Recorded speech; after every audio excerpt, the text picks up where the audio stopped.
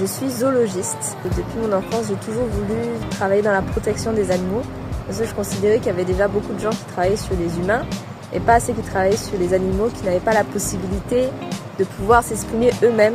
Il y a une chose dont je suis assez fière, c'est notamment la réalisation de mon étude de doctorat où pendant 3-4 ans, j'ai parcouru 4 forêts résiduelles au sud-est de la Côte d'Ivoire pour savoir un peu quelles étaient les espèces de mammifères qui étaient présentes. Mon étude a permis de montrer que par exemple il y avait des espèces de pangolins, encore des espèces de singes, des espèces qui sont menacées, mais aussi des espèces dites communes, qu'on considère qu'ils sont encore présents, mais finalement dans ces forêts-là, étaient difficiles à observer.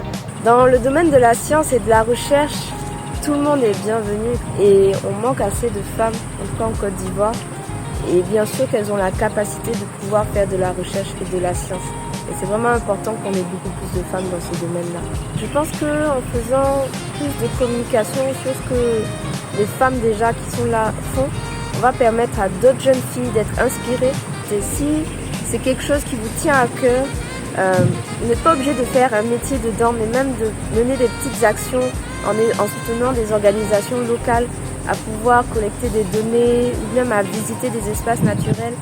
C'est quelque chose que je vous conseille de faire. C'est pas parce que vous êtes une femme que vous ne pouvez pas aller en forêt.